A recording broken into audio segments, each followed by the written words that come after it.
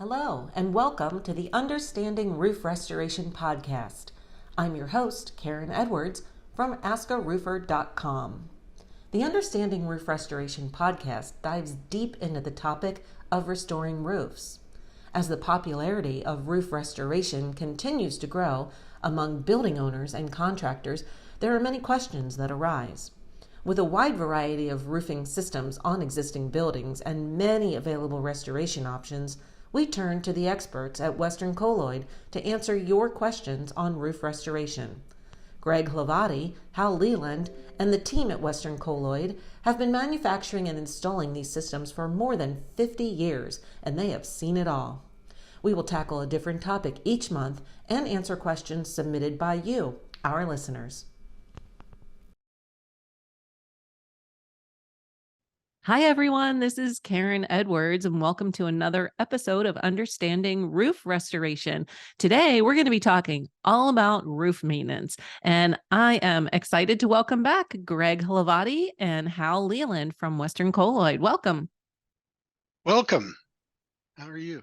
Hi, good to see you. You actually say Hlavati better than anybody in my 70 years, unless I'm home in It's still not Texas. perfect, but it's the best that we've heard. You actually, because we always say the H is silent, but you actually, it's not truly when you say it. If a Czech person says it, that H is just there in the beginning, and you actually put that in there. So. Well, I tell you, Bravo. I was born with and grew up with a Polish name ending in SKI. So I always try to pronounce names as best I can. So thank you for that compliment.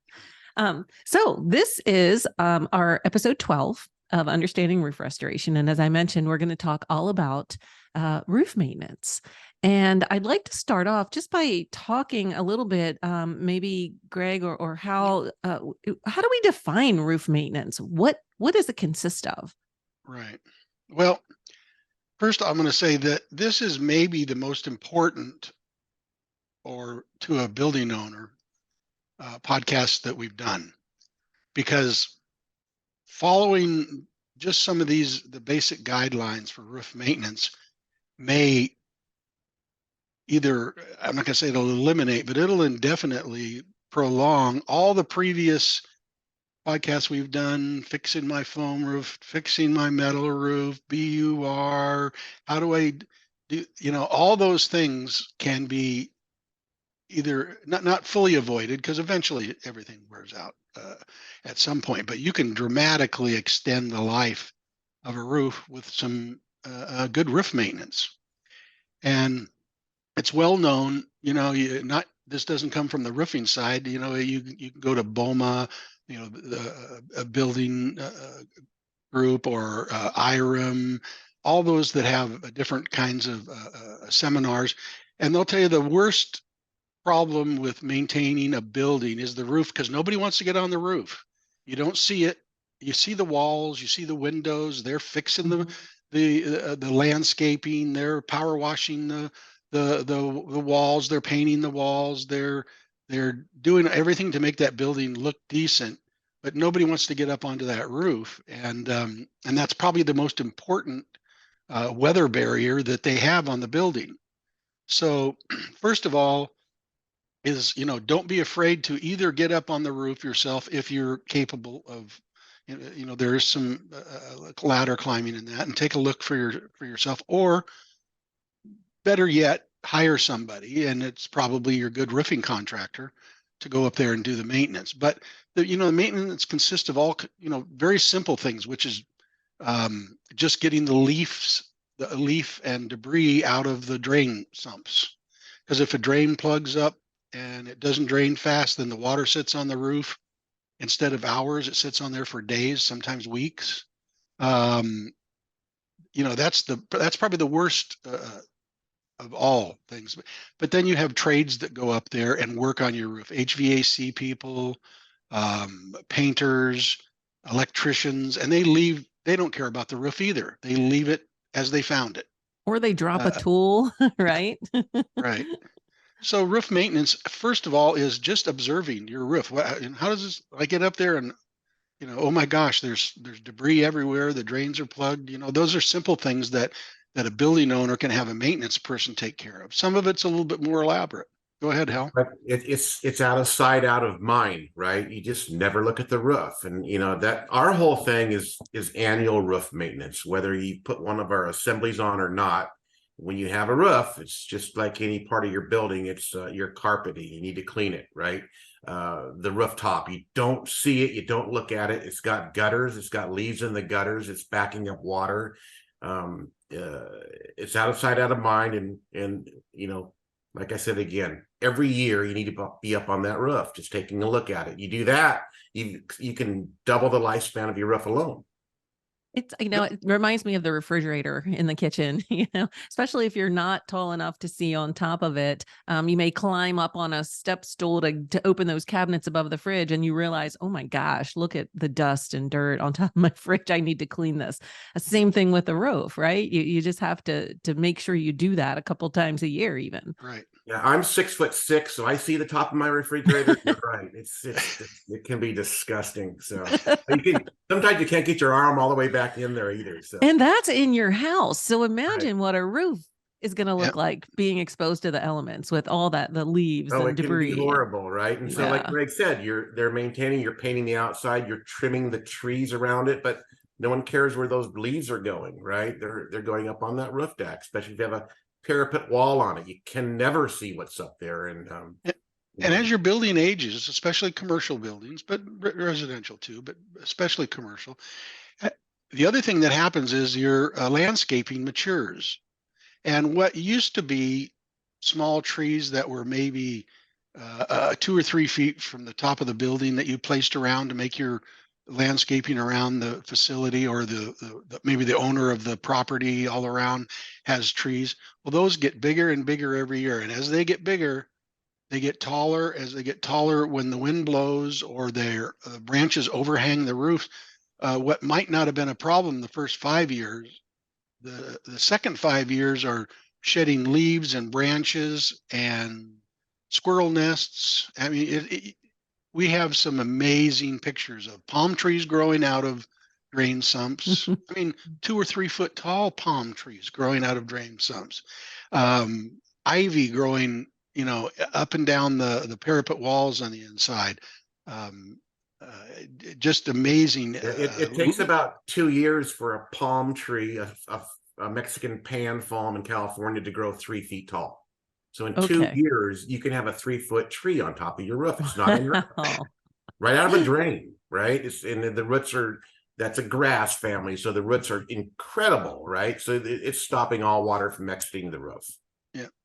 So that's the main thing. Is don't be afraid to either get up or have somebody get up on your roof. It's not gonna be free if you don't do it yourself, but the money you spend will do 2 things. It'll prolong the life of that roof, and if you have a warranty on that roof, Western Cold, like many, if not most, building roofing manufacturers, require some maintenance to a roof to keep that. You can't just put a roof on, say I'm not going to touch it for 20 years, and if you have a 20-year warranty, and expect it to perform. They're just like with your car. You don't get to go buy a car, get the warranty, don't change the oil, don't do anything else, and then you have a problem with it. After 3 years, you pull it in and they say, well, you haven't done any maintenance on this. This warranty is not in effect. You have some liability and responsibility on your side. So, and whether you have a warranty or not, you look at it as your own warranty. You can get up there, you can catch things when they're early. Sometimes it's 1 gallon out of a little 3-gallon bucket to fix something that deficiency that's showing itself, a small split. Hopefully they're not using silicone to do that patch with. Yeah. We've spoken about before. But on another note, I mean, every commercial building has a maintenance guy that they've hired on staff. Almost everyone. Or a guy that floats between these buildings, right? And that should be one of this guy's, his key hits every year is to go and look at that roof. So that's just another note for a building owner. Do it in you can do it any time of year, but I always recommend, if you're going to do it once a year, do it in the fall before the winter sets in. So then you catch, it's gone through the dry season. All the leaves are, from the previous year are there. You can get up there and get it in good shape. I've just spent the last 2 weekends going around my property here, making sure, we got a winter coming. I'm looking at all the things that once it starts raining and the wind blows and it gets wet, it's hard to do. So do it, late summer or fall, and get prepared for the winter so that you can just not be woke up in the middle of the night by a tenant or your own people saying, "Hey, it's coming in around the fax machine, or the computer or whatever." That's the biggest thing, is what the downtime that it might put to your building operations. And they're, simple things. Some owners can do it themselves. Like I say, it's always good to have a roofing contractor do it because they know what to look for. There are signs of that they can get up there, and again, it's not going to be free, but it is going to be cheap compared to the alternative. And that there are so many things like the pipes that direct water from air conditioning units. So many air conditioning units dump onto the roof. Well, that's like raining every day. You think, it's dry this summer, we didn't have any problems. Yeah, but you had an air conditioning unit working. You don't have a drain pipe running to the drain. So every day that water that it accumulates from the process of condensing the air spills onto the roof. And that's like rain, and it's just, it'll wear it out. It'll fill ponding areas. They should all have PVC pipe or some sort of pipe to direct it to the drain. And so many of those, that had them when they were new, but an AC guy or somebody else up there doing something kicked it and broke the pipe, so it spills on the roof. That's one of the easiest things to find, and one of the worst offenders to roofs is directing water from HVAC units to drain areas. That's a big problem, because that is really bad in the summer. Because what happens in the summer, you get direct a lot of UV light, a lot of heat in the summer, but wet at night from the AC or during the day, and so that bakes off. And when you wet it down, bake it off, wet it down, bake it off, that's really tough cycling of that roof membrane. You're accelerating the weathering of it by 2 or 3 times. So wow, something that simple, right? Yep. As a PVC pipe to direct the water, Right. as long as your drains are clear. Now, do most contractors offer maintenance package? I know in my home, my HVAC system, I have a contract with a contractor who comes out in the fall and the spring and does an air conditioning check and a heat check. Do contractors do that for roofs? Absolutely. They'll and we recommend it even when they've put on one of our systems. Talk to the building owner. Maybe the first couple of years it's going to be in good shape, but start a program where, and usually you'll get it a little more reasonable, because they'll charge, instead of a one-time, I got to do a lot of stuff. I'll be up there every year. I'm going to spend 2 hours on your roof with 1 or 2 men. Here's what it's going to cost you. And every year, I'll give you a little report, and anything we catch, we'll take care of in that 2 hours. If there's something more major, an air conditioning unit's been installed or something's been removed and it takes more work, then there might be some additional charges. But absolutely, a yearly maintenance package is ideal way to go for cost. Yeah, every one of our contractors has a maintenance division. And these guys, if they're not, working full-time on a crew and they've got some other responsibilities, they're always providing maintenance for their home, for their owners. So that's a big and oftentimes you'll find an additional benefit, because if you do have a problem or a leak that is unseen and it comes up and you're one of the people that this contractor has a maintenance contract with, you're going to be one of the first he gets out to. He might have a stack of 25 calls he's got to make, and it might take him 3 or 4 or 5 days, depending on how long it's been raining, to get all those calls done. But if you're one of the people that has a maintenance contract, you're gonna be on the top of that list. You're in the database, right? Mr. Jones, we'll be right out there. So right.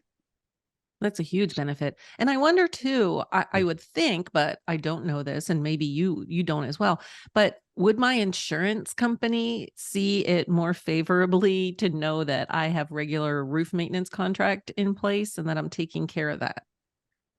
That's a you'd have to go company by company, that policy, because there are different things that you can get insurance breaks on, fire rated roofs and non-fire rated roofs, different things that you can provide. So I can't answer that for all of them, but there may be some. It's worth the question. And Hal brought up something that is that he just touched on, but I don't want to touch on it. I want to hammer on it. And that is oftentimes a building owner will get that friendly guy that's been coming around saying, hey, I'd like to, do work on your roof. And finally he decides, okay, get up there. You can do some roof maintenance. And many times that roof maintenance for some of the smaller contractors is going over to the roofing distributor, picking up a 5-gallon bucket of silicone coating and going up and rolling it on in the low spots and around the drains. I'm pleading, begging building owners, do not allow your little contractors to go up and make repairs on your roof with silicone unless you intend on putting a completely coated silicone coated roof system on there. Because what you do is, it sounds like a good idea because the silicone is, as we've talked about in the past, is an amazing product and it weathers beautifully and it has all kinds of wonderful, it can withstand ponding water in its own. It doesn't always help the roof withstand ponding water, but the coating itself does. But what it does do is it makes, when it comes time to either re-roof or coat that roof or put a maintenance system on, if there's silicone spots all over it, you can't, because nothing will stick to it. So all of a sudden you could increase the cost of your re-roof or your roof maintenance system like we would provide, or many other roof coating companies like ourselves, that is economical. It'll put you out of that market because people can't stick to it. Oh, we put silicone on it. Now we can't put a maintenance system on. Nothing will stick to it. So you're going to have to tear that roof off now if you have problems, or you're going to have to put a board overlay over it to separate it for the new roof, doubling or tripling the cost of what you thought it was going to take. So please be careful. So many of these guys run around, and that seems like a good idea, using this, this product that has great weathering ability, but is not the right product for doing maintenance. Do it with a good, use a good modified mastic. Use a good, we use acrylic mastic and reinforcements. A reinforced acrylic coating, a reinforced urethane coating. Some of those, you can do all those things to do the maintenance, but once you put silicone, you can never go back. And so that means you've just condemned that roof to either not being able to put a maintenance overlay on it or a tear off. So we're not saying all silicone is bad. We've got systems that work great. We're just saying don't use it for maintenance and repair. Right. Okay. Because it'll eliminate about 2/3 of the products you can then put on when it comes time to spend a little money and put a 10 or 20 year overlay system on that. So okay, well, at this point, we're going to take a quick break so we can hear a message from our sponsor, and then we'll be right back to finish this conversation talking about roof maintenance. So stay tuned. This podcast is brought to you by AskARoofer and Western Colloid Fluid Applied Roofing. When you're looking for answers for your roof, what better place than AskARoofer.com? If you are looking for answers on restoring your commercial, industrial, or low-slope roof, look no further than Western Colloid. For over 50 years, they have been bringing old roofs new life. Together, we're helping contractors, building owners, property managers, architects, engineers, and consultants choose the best commercial roofing system. Find Western Colloid today on AskARoofer.com. All right. Hi, everybody. We are back to continue our conversation about roof maintenance, the importance of it, and why it matters. My next question is, how do you find a contractor? and start that relationship. You know, the yellow pages of the past, you know, you kind of look, see who's got the biggest ad, and maybe they've got more money or a bigger, better contractor. But what are your tips on choosing the right partner for your roof? Well, you know, a lot of it is there's a little bit of due diligence in it. You know, you can call a few of them and see if they have any references. You know, references are you know, I think they're critical in finding a contractor. Some many building owners use the who's the cheapest method of, you know, even if they're doing a new roof, a re-roof, maintenance, whatever, you know, one contractor will come out and give them a proposal. And the next thing you know, they're calling four other guys. I want you all to come out. And then they look at the cheapest one. And I often say, well, you know what? Take the cheapest one. And when you get the cheapest one, call me, because I'll find you somebody who'll do it cheaper. There's always somebody that'll do it. And if that's your goal, then that's all you're going to get is a cheaper system. So, you know, you might want to talk to a couple of them, but sometimes it only takes one. You get either a good feeling, or you get some good references. Hey, who do you do work for? Or, um, you know, is there somebody around that, you know, you could refer me to, so I know I'm getting a good deal. I think networking is often the best way to go, as opposed to just finding the guy that's the cheapest, because there are a lot of guys running around in pickups, and there's many unlicensed contractors. That's another thing. Um, there and many of those guys are good, qualified guys.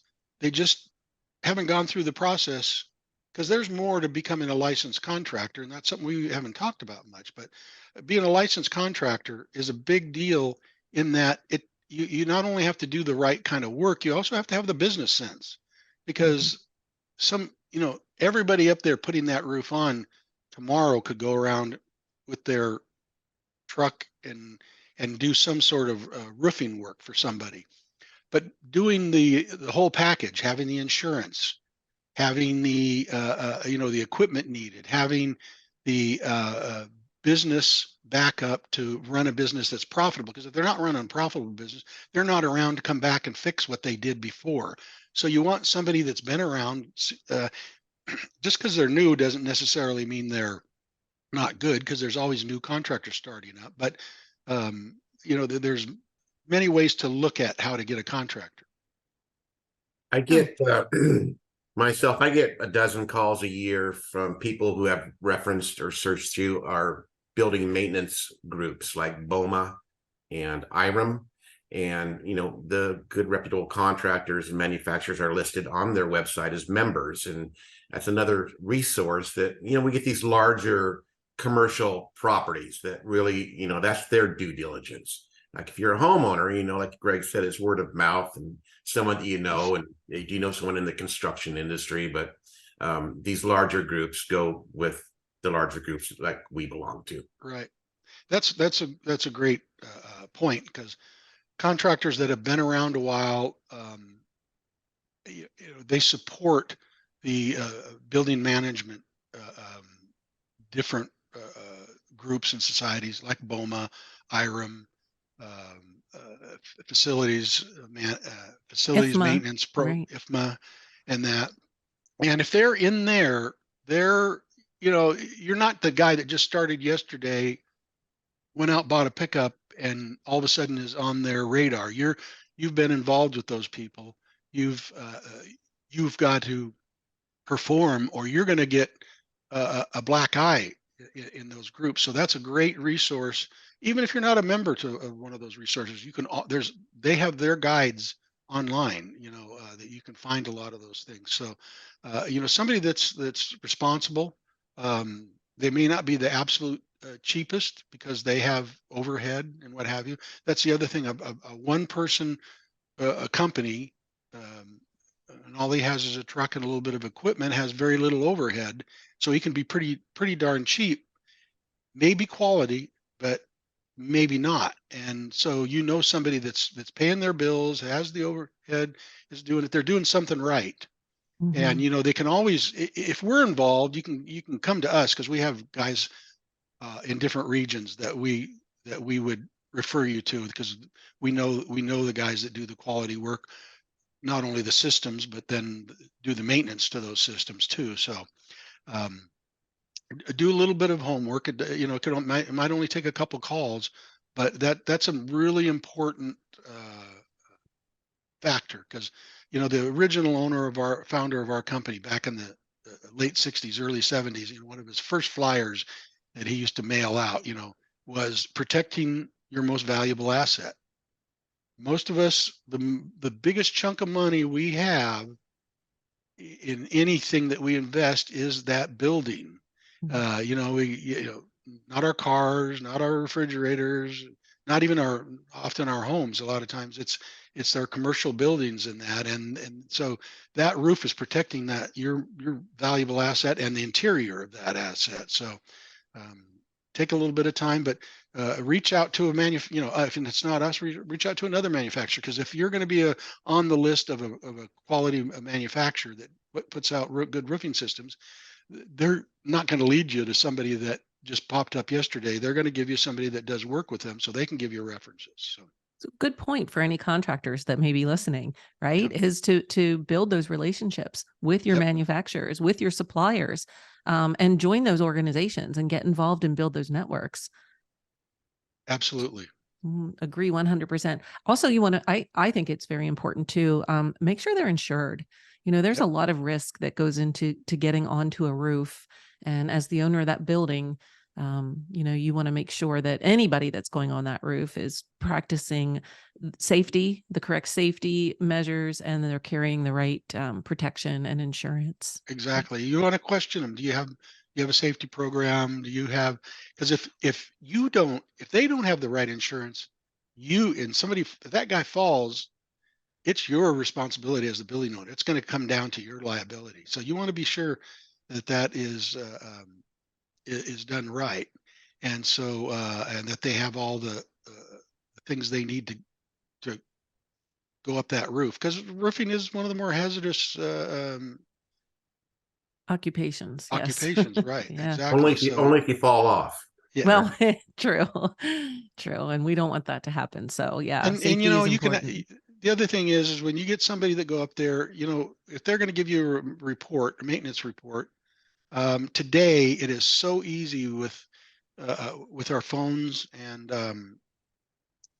cameras they'll give you pictures. Ask them for a photo report. You know, show me what you found, because you don't always want to go up on the roof. As a matter of fact, you may absolutely not want to go up on the roof. You know, there's many times when we go do a roof inspection, the building owner doesn't feel comfortable going up a 20 or 25-foot ladder, and that's fine. But they would like to know what's going on up there. So you can do a quick photo, give them a photo report when you come down, either after you do the maintenance or with a proposal for the maintenance. Here's what I found. You've got leaves here, you got this here, you got these broken pipes. I'm going to do this, this, this, and this. It's going to take me this many hours. Here's what it's going to cost you, and here's the proof. Here's the photos of your roof. Our big guys do the before and after, and it's in a file, right? And yeah, I was just going to say the after is so important too, especially because if say you do have severe weather come through and you maybe have some damage and you might need to file a claim, and sometimes insurance companies will say, no, that wasn't there because that's from lack of maintenance. And then you can produce your report and say, here's my before and here's my after picture and here's the date that this was done. So it kind of gives you a little bit of leverage in those situations. That's a great point. Because we all know that we all have to live with them, but sometimes we have to fight with them, and that's insurance companies. So having that proof and backup is a great asset to have and keep in your files. Definitely. Wow. You know, it just real quickly, it's really funny because some of the biggest companies and even the smallest companies, but the ones we've had the longest relationships with and use the systems, we hardly ever get calls on, warranty calls on it. And that's because they do the roof maintenance, and those roofs just sail through their years of lifespan with little or no problems. And if there is problems, that's the other thing that I should have said before. We have a maintenance engineer he's actually a trained civil engineer that went to work for a very large, you'd know the company if I said it, but has multiple buildings on the West Coast. And over a period of almost 20 years, he kept records of every time somebody went on the roof. You went on the roof if you were an air conditioning guy, you had to sign in and sign out.